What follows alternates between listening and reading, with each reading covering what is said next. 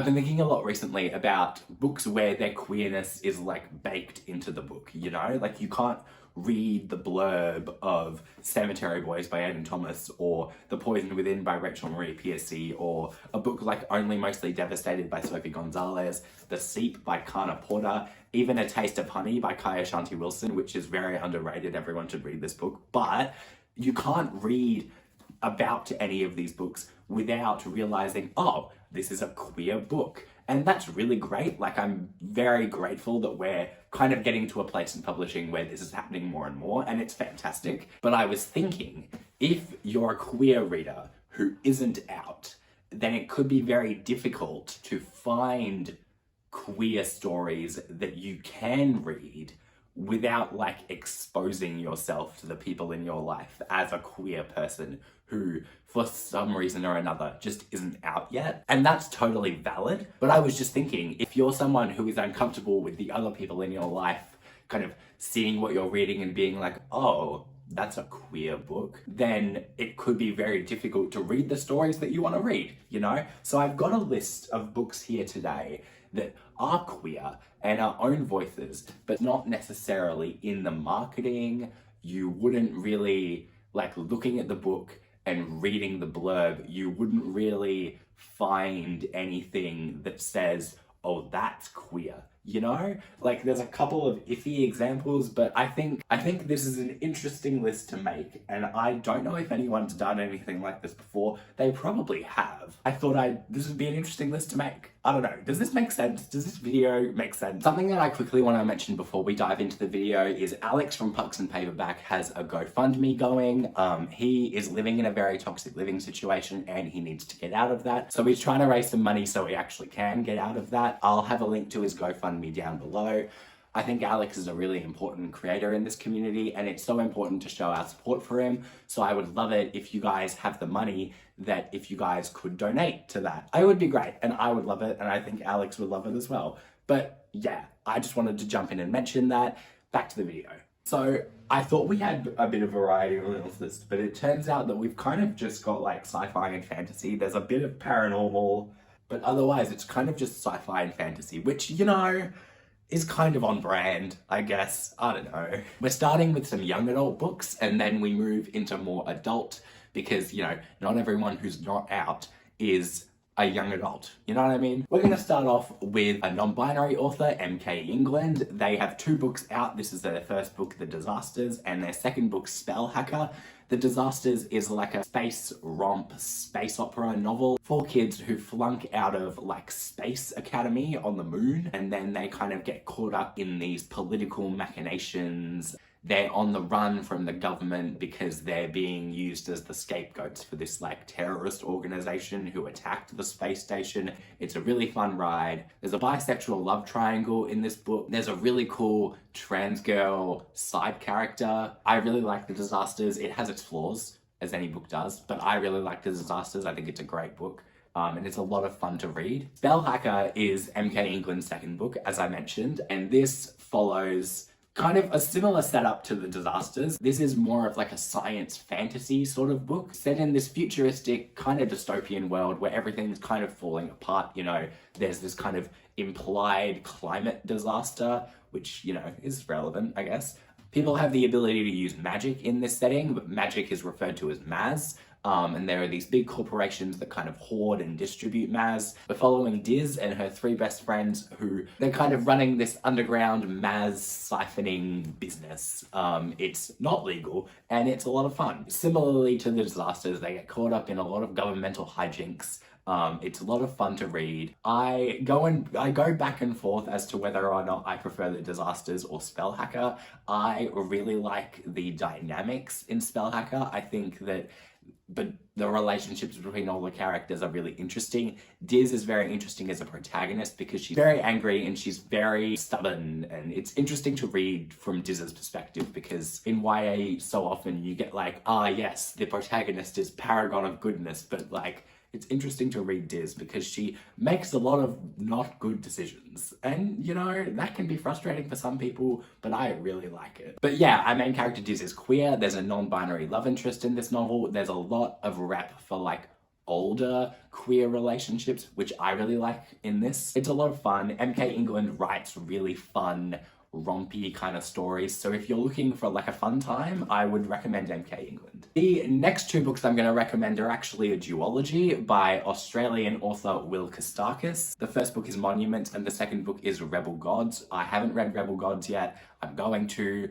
after I read all of the books I have to read for October, which is up there. And then after I read Thud, I'm gonna read Rebel Gods. So this follows Connor, who's a 16-year-old school kid whose best friend has kind of just like divorced him. He lives in Sydney and he's kind of down in the dumps when he discovers Sally snooping around his all-boys school. Turns out Sally is the inheritor of this great prophecy and Connor gets mixed up in the whole thing, and they are dealing with these ancient gods and these gods that are coming from a parallel universe. Connor is gay. We have an Indigenous Australian love interest in this. So, you know, it's good fun. I like it. I go back and forth as to whether this is very fast-paced or if it's just very rushed. I can't decide. I think I'll need to reread the last chapter of Monuments before I start Rebel Gods, but that's irrelevant. It's just, this is a recommendations video and I'm already not doing a very good job. But I don't really see a lot of other people talking about this duology, but to be fair, there aren't a lot of Australian booktubers, so people probably just don't know about it.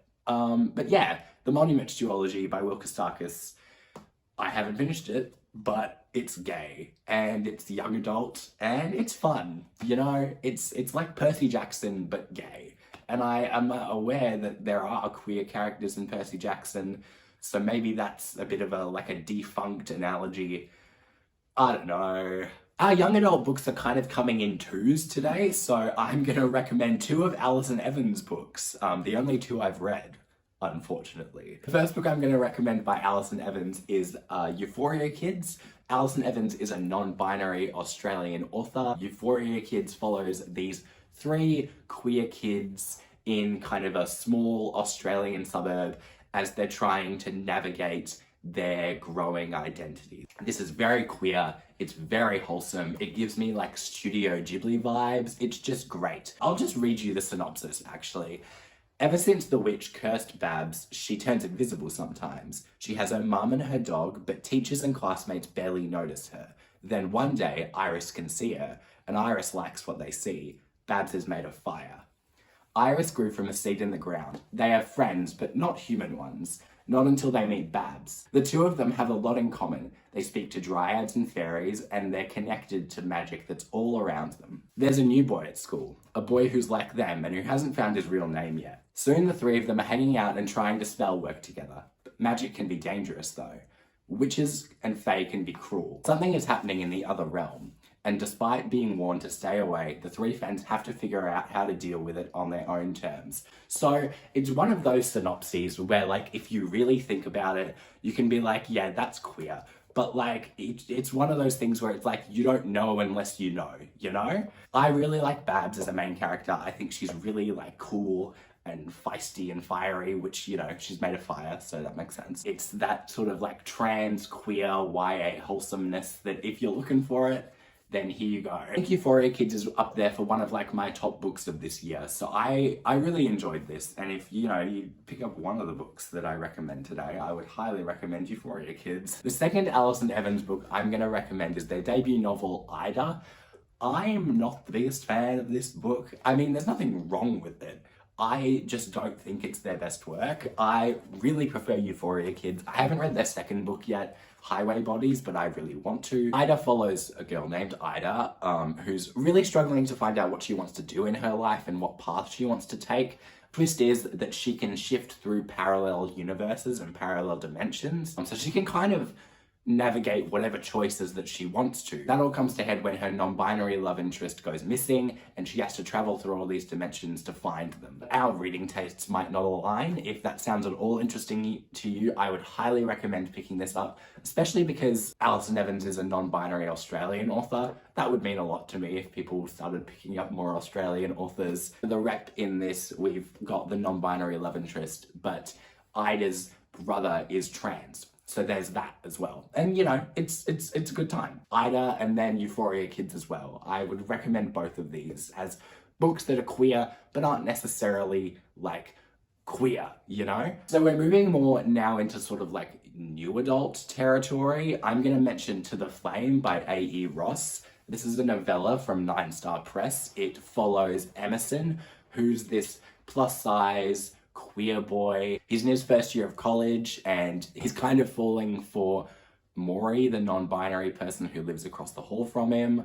Emerson is also being stalked by this person who can like speak to him through radio waves and stuff like that. So it's very kind of creepy. It's got this paranormal vibe to it. To the Flame is more of a paranormal erotic novella. I wouldn't recommend this if you're actually a young adult, but if you're an adult and you're looking for something like that, it's really good. This book is a very sex positive, very body positive book, especially with regards to like envy and transmasculine bodies. I really enjoyed it. I thought it was great. And it's not too long either. It's kind of something that you can just sort of barrel through in an evening. Along with Euphoria Kids, that's also been one of my favorite books this year. I just really enjoyed it. So we're moving firmly into adult fiction now, and the first one I want to recommend is An Unkindness of Ghosts by Rivers Solomon. Rivers Solomon is an intersex author. They use they, them pronouns. Unkindness of Ghosts follows Asta, who's neurodivergent, and I believe she's intersex as well. Asta lives aboard the HSS Matilda, which is this sort of generation ship.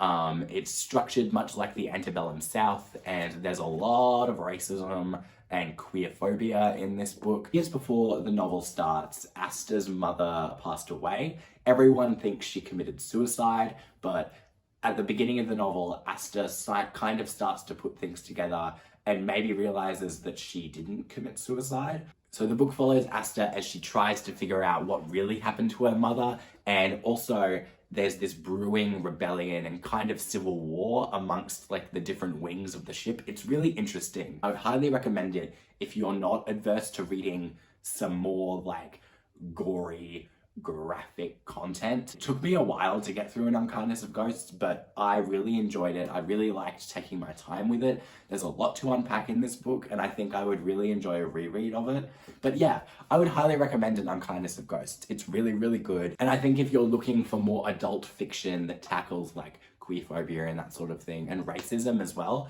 I would highly recommend this one. The next book I want to mention is Namar by Sarah Blake. Actually, I don't think this is, well, it doesn't strictly fit into the category of fantasy, so I think we got away with a bit more variety on this list now. Anyway, Namar is this queer lesbian retelling of Noah's Ark from the point of view of Noah's wife, who Sarah Blake names Namar. This book is very steamy. I didn't notice when I first read it. I realized when I was watching other people's reviews of this book is that it's actually quite a steamy book. I just didn't notice because, you know, I'm not into women. So all of the lesbian erotica that's in this book, I was just sort of reading it like, oh yeah. It just didn't faze me at all. So yeah, this is quite a steamy book. I don't know how to describe this. Basically, it's just the story of Noah's Ark, but it's from his wife's perspective.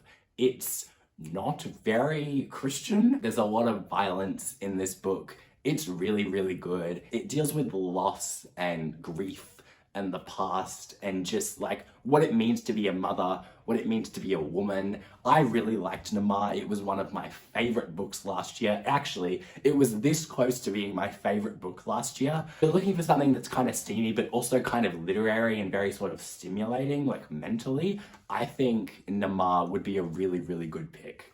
If you think I'm speaking incoherently about these other books, just wait until you hear me talk about The Priory of the Orange Tree by Samantha Shannon, because I read this book like this time last year and I remember almost nothing about it, but I know it's gay. Priory of the Orange Tree is this kind of 800-page epic fantasy about this queendom who needs an heir.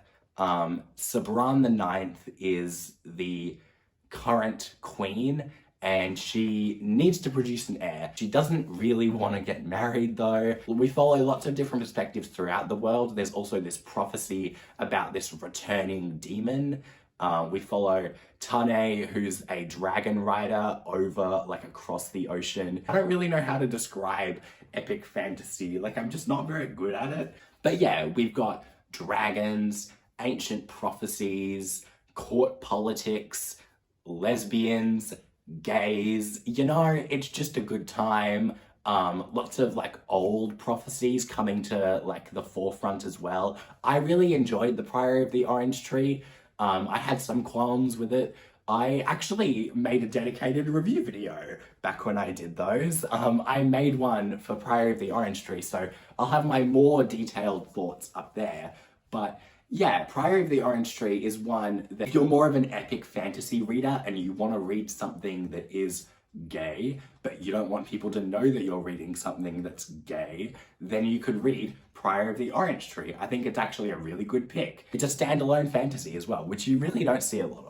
The last book I'm going to mention is the first book in a trilogy, and that is Watchtower by Elizabeth A. Lynn. Elizabeth A. Lynn is a lesbian author from the 70s and 80s. Watchtower is the first book in the Chronicles of Tornor trilogy. Each book in the trilogy follows a different set of characters throughout the world of Tornor. I really enjoyed Watchtower. I would like more opinions on it though. There are some things in this book that I think could be kind of dicey. I don't really have anyone else's opinions to go off, so I don't really know what to think about them yet. This book was written kind of in that period where it's not like you couldn't write explicitly queer characters, but you had to be a bit more tactful about it. So the queerness in this novel is more like, I have a deep love for this other man and he's great, but I don't know what it is because masculinity, you know? Like, it's just really good. There's a lot of homoeroticism in this book, both between like men loving men and women loving women. It's great. If you're looking for some older fantasy, something that's well written, something that has